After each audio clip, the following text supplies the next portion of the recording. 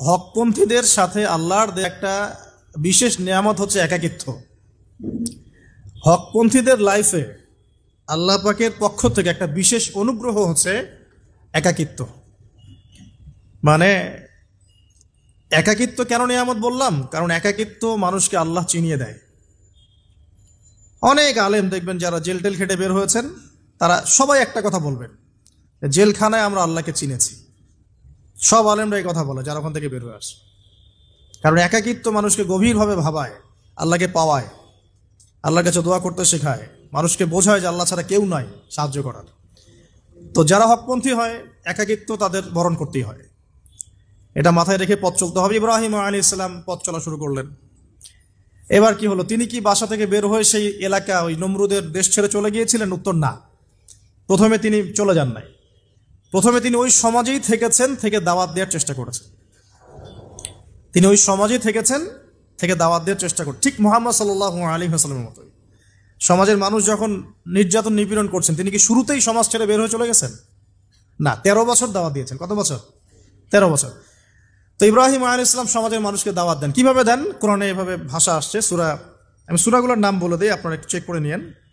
সূরা আম্বিয়ার মধ্যে আসছে, সূরা সফফাতের মধ্যে আসছে, সূরা আনআমের মধ্যে আসছে। তো তিনি দাওয়াত দেন এভাবে যে ওয়াইজ ক্বালা ইব্রাহিম, যখন ইব্রাহিম বললেন লিআবিহি ওয়া কওমিহি, তার বাবাকে এবং তার কওমকে বললেন, মা হাযিহি তামাসিলুল্লাতী আনতুম লাহা আকিফুন, তোমরা এইসব কি মূর্তির উপাসনা করো, এদের চারপাশে ঘুরতে থাকো, কি সব করো? তো তারা বলে যে নাহনু বাল ওয়াজাদনা আবাআনা কাযালিকা ইয়াফআলুন, আমরা আমাদের বাপ দাদাদেরকে দেখেছি এইভাবেই করতে। তাদের রেফারেন্স কিন্তু এটাই ছিল। কোনো দালিলিক জ্ঞানতাত্ত্বিক যুক্তি বিজ্ঞান দর্শন এখানে নাই। দর্শন এখানে কি ফিলোসফিটা কি?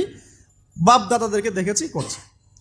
তো এটা দিয়ে আবার অনেক সময় বাংলাদেশে আবার একটা ট্রেন্ড চালু করা হয়েছে যে তোমরা দীর্ঘদিন 1200 বছর থেকে যে ইসলামটা ফলো করে আসছো ওটা ভুয়া, আমরা যেটা নতুন মডারেশন দিচ্ছি এটাই সঠিক।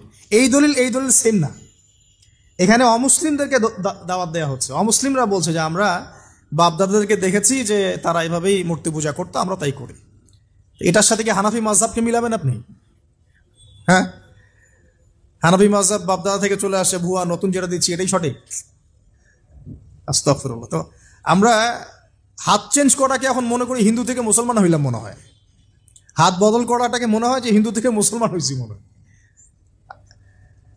গভীরে ঢোকেন, ওলামায়ে কেরামদের মানে দার্সে গিয়ে বসে গভীরে ঢুকলে বুঝতে পারবেন যে ইসলামিক স্কুল অফ থটগুলা প্রত্যেকটারই ভিত্তি আছে।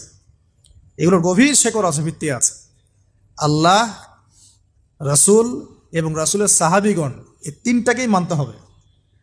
আপনি যদি বলেন যে আমি সাহাবীদেরকে মানি না, খালি আল্লাহ এবং রসুলকে মানি, তাহলে আল্লাহকে রসুলকে মানতে পারবেন না।